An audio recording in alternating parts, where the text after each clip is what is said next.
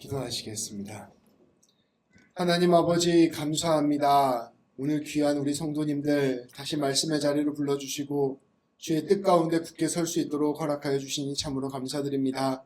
하나님 이 시간 말씀이 선포될 때 성령 하나님께서 함께하여 주셔서 이 주님의 말씀이 우리의 심령 가운데 새겨지는 귀한 시간 되게 하시고 이 말씀을 통하여 주님 바라보고 이 말씀을 통하여 우리의 삶을 하나님 손 꼭 붙잡고 나아가는 삶으로 이끌어갈 수 있도록 우리 모두를 붙잡아 주옵소서. 말씀 전한 저에게 함께하여 주셔서 사람의 생각 전하지 않고 오직 주님의 뜻만을 전하게 하시며 아버지 이 말씀 가운데 꼭 필요한 말씀이 우리의 심령에 새겨질 수 있도록 인도하여 주옵소서. 우리 주님 예수님의 이름으로 기도합니다. 아멘. 오늘 말씀은 우리 예수님께서 가르쳐주신 아주 유명한 말씀입니다. 이 이야기는 아주 어리석었던 두 아들들의 이야기인데요. 우리가 보통 돌아온 탕자라고 부르는 이야기이기도 합니다. 오늘 이야기를 우리 함께 살펴보도록 하겠습니다. 어느 한 아버지에게 두 아들이 있었습니다. 근데 이 두 아들은 모두 안타깝게도 어리석은 아들들이었습니다. 그 중에 이 두 아들 중에 둘째 아들이 먼저 사고를 쳤습니다. 이 둘째 아들이 어느 날 아버지를 찾아와 말합니다. 아버지께서 저에게 물려주실 재산이 있지 않습니까? 그 재산 좀 저에게 먼저 좀 떼어주십시오. 아버지께서 주신 그 돈 가지고 제가 사업을 좀 해야겠습니다. 아버지는 매우 속이 상했지만 아들의 요구에 마지못해 자신의 재산을 떼어 나누어 주었습니다.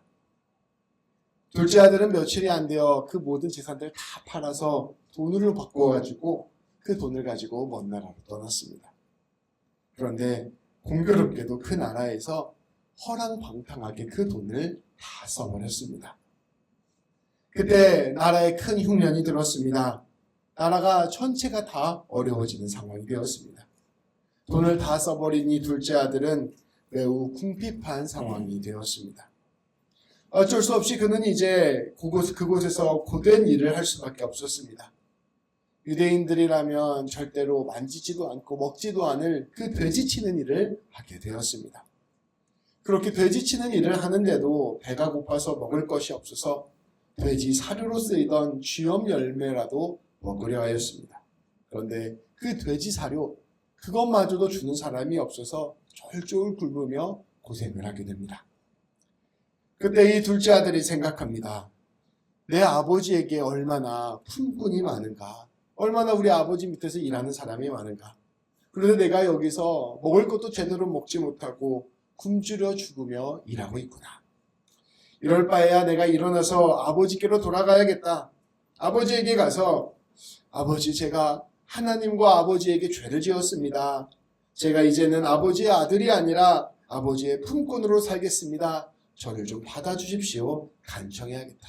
우리 아버지 좋으신 분이니까 내가 그렇게까지 하면 나 좀 받아줘서 먹고 살 수 있게 해주지 않을까 생각하고 돌아간 것입니다. 그런데 반전이 일어납니다. 이 어리석은 둘째 아들이 멀리에서 돌아온다는 소식을 듣자 아버지가 그를 보고 버선발로 뛰어나간 것입니다.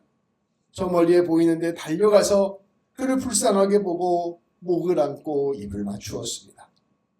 둘째 아들은 그 자리에서 무릎을 탁 꿇고 아버지, 제가 하나님과 아버지에게 죄를 지었습니다. 이제부터는 제가 아버지의 아들이라 부를 수도 없습니다. 그러니 저를 품꾼으로서 이렇게 말하려고 하는 찰나에 아버지가 그 말을 막고 이렇게 말하였습니다. 자, 어서 제일 좋은 옷을 가져다가 이 아이에게 입혀라.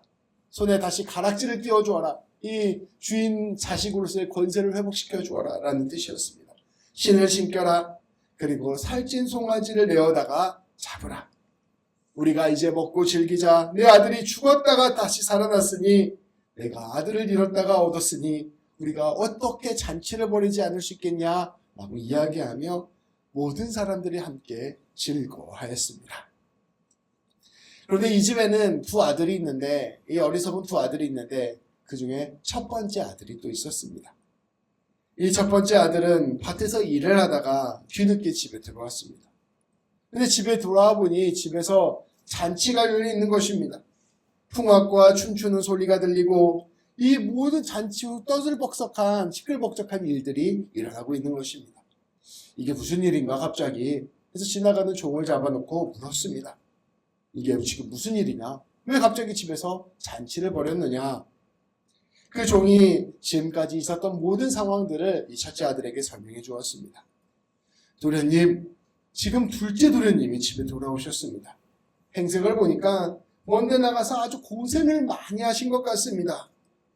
주인께서 이 둘째 도련님이 살아서 돌아오시게 된 것을 크게 안도하고 기뻐하면서 살찐 송아지를 잡아 지금 잔치를 열었습니다.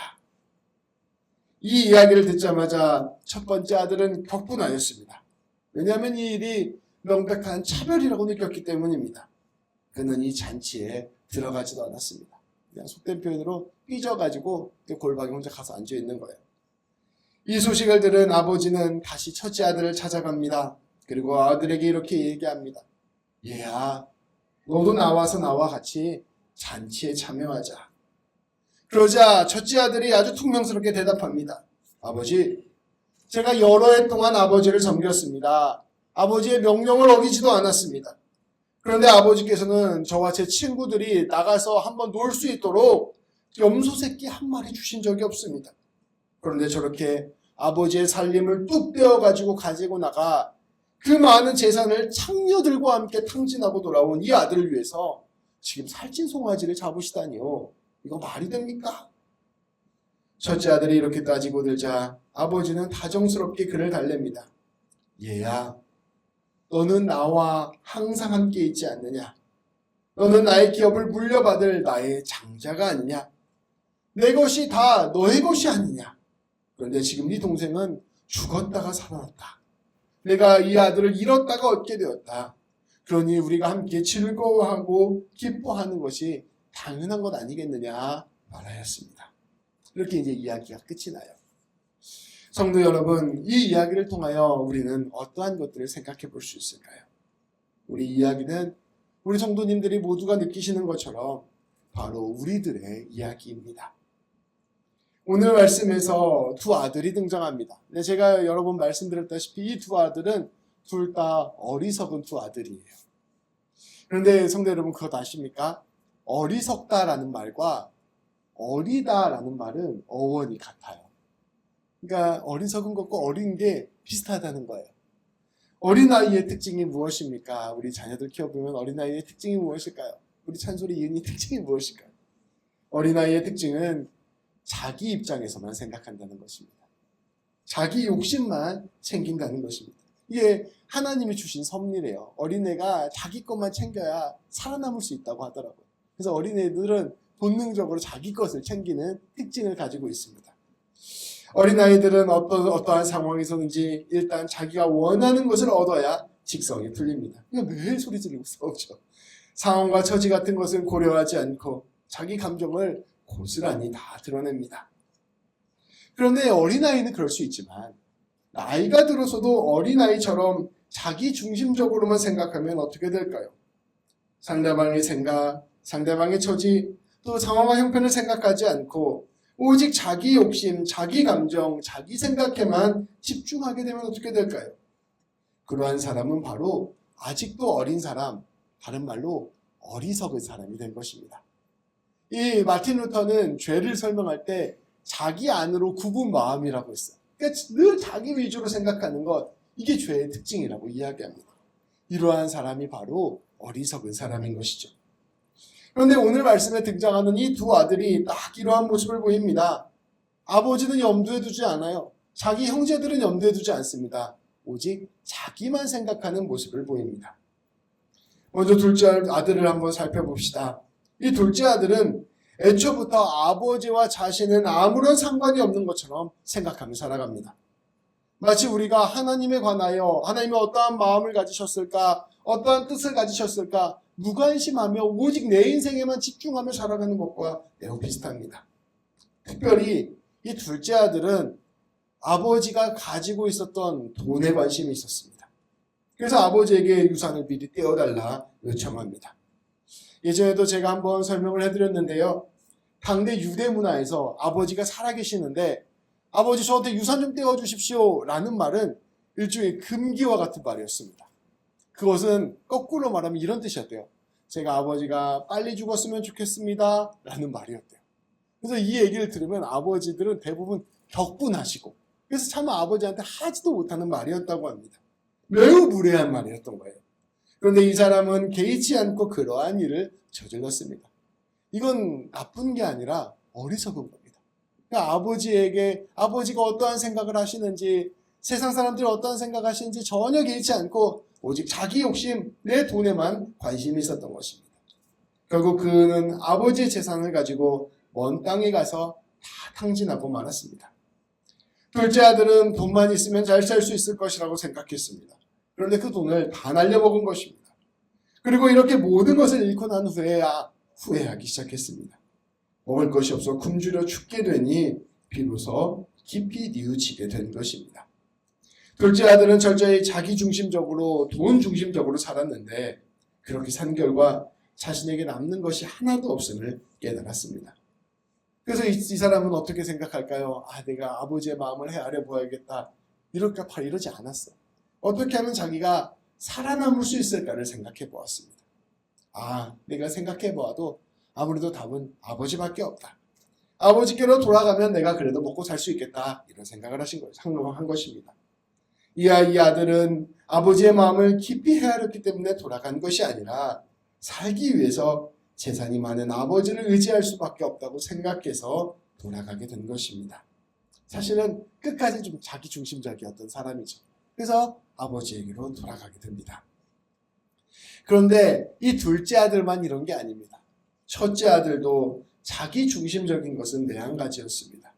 오늘 이야기를 보면 겉으로 보기에 첫째 아들은 우직하게 자기에게 주어진 의무를 잘 감당하고 있습니다. 그런데 첫째 아들의 관심도 역시 아버지의 재산에 있었습니다. 그리고 그는 돈에 관한 한 자기중심적인 날카로운 원칙주의자였습니다. 우리는 이걸 어떻게 알 수 있냐면요. 그의 분노, 그의 말을 통하여 알 수 있습니다. 둘째 동생이 돌아왔다고 했을 때 그는 그 동생이 돌아왔다는 것을 조금도 기뻐하지 않았습니다. 그 이야기에 대해서 관심이 없어요. 왜냐하면 그의 생각에서 동생은 타락한 사람, 더러운 사람이었기 때문입니다. 왜 그가 타락하고 더러웠는가? 그 이유는 자기 기준으로 볼 때 그는 아버지의 돈을 가져간 사람이기 때문입니다. 그리고 그 돈을 허랑방탕하게 쓴 사람이었기 때문입니다. 사실은 이 동생이 어떤 윤리적으로, 도덕적으로 뭐가 문제가 있어서 이 차원을 전에 떠나서 이 동생이 우리 가문의 재산을 띄어서 가져가서 날려먹은 사람이라는 거예요. 그거에 격분하고 있었던 것입니다. 그래서 그는 아버지에게 이렇게 말합니다. 아버지의 살림을, 아버지의 돈을 창녀들과 함께 삼켜버린 저 아들을 받아주시다니요. 그리고 그를 위해서 우리 집의 귀한 재산인 살찐 송아지를 잡으시다니요. 그러면서 더 깊은 속내가 드러납니다. 저를 위해서는 염소 새끼 한 마리 주신 적이 없습니다. 한마디로 첫째 아들은 돈이 아까웠던 것입니다.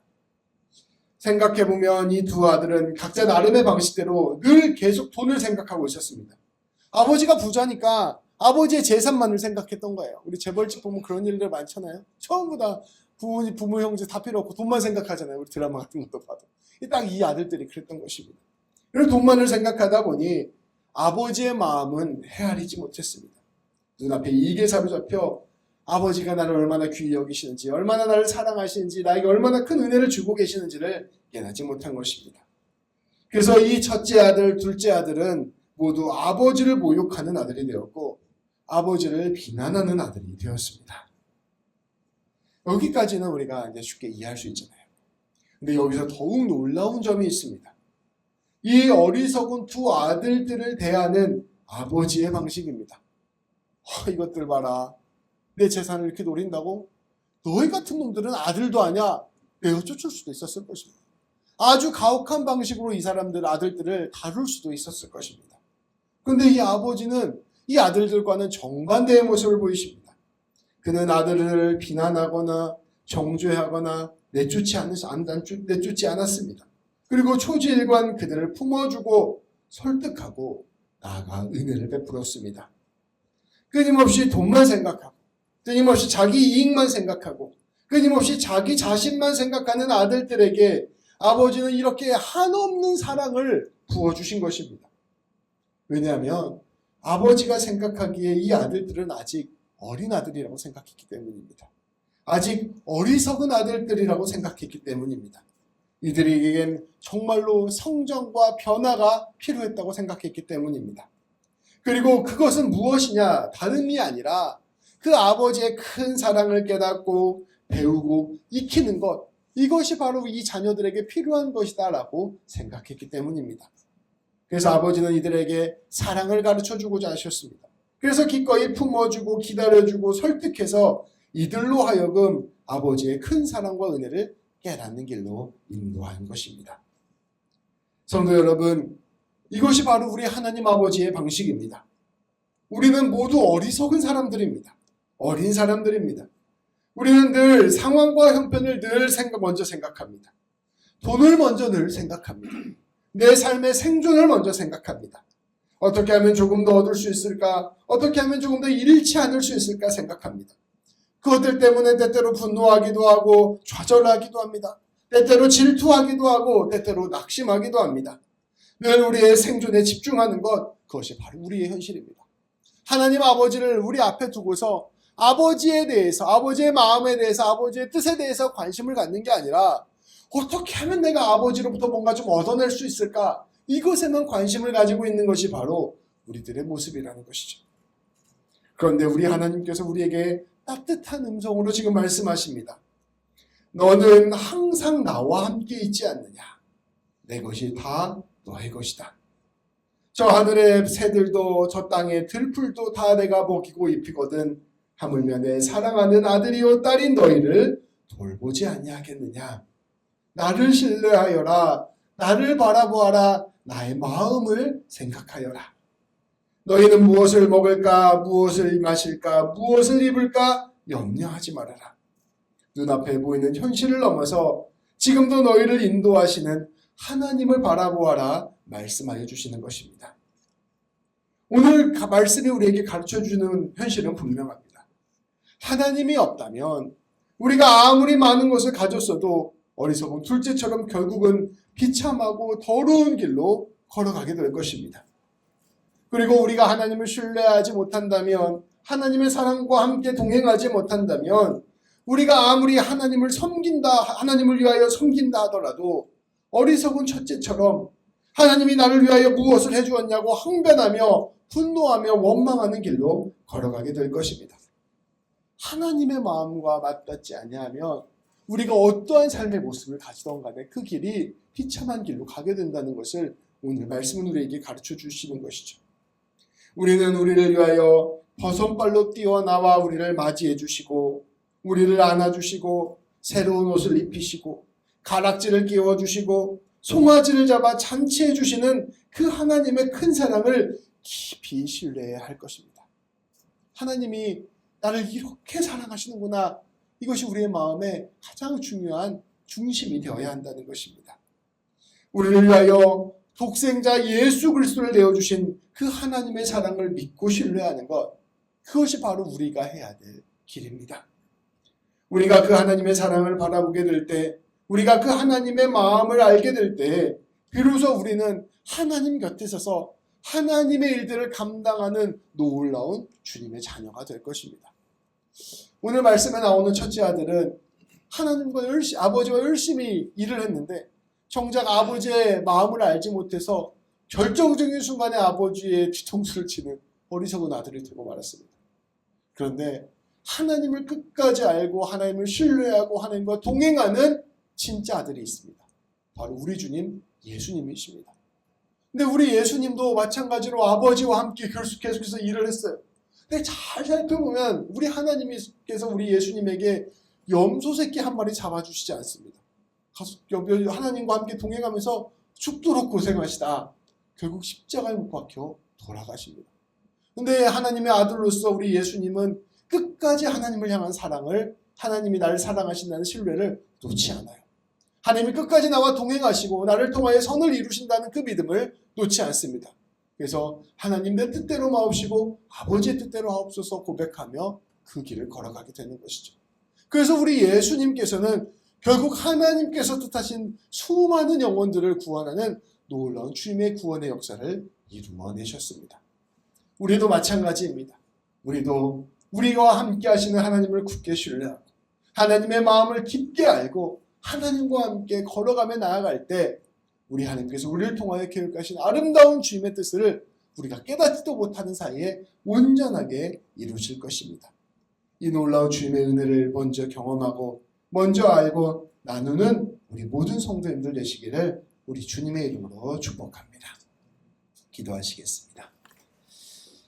하나님, 우리의 상황과 형편 가운데 하나님이 나를 사랑하시는가 질문하게 될 때가 참 많음을 고백합니다. 어떻게 해서든지 하나님께서 나에게 무언가를 주셨으면 하는 마음이 우리의 마음을 더 많이 채울 때가 많음을 고백합니다. 우리의 삶이 힘들고 어려울수록 우리의 삶이 아버지 막막할수록 더욱더 그런 마음이 들 때가 많음을 고백합니다. 그러나 하나님 우리가 용기를 내어서 하나님 지금도 우리를 사랑하시고 지금도 우리를 붙들어 주시고 지금도 우리와 함께하고 계신다는 사실을 믿음의 눈으로 바라보는 우리 모두가 될 수 있도록 인도하여 주옵소서. 먼저 하나님의 마음을 헤아리고 먼저 하나님의 마음을 신뢰하며 먼저 하나님의 사랑에 붙들려 살아가는 우리 모두가 될 수 있도록 인도하여 주옵소서.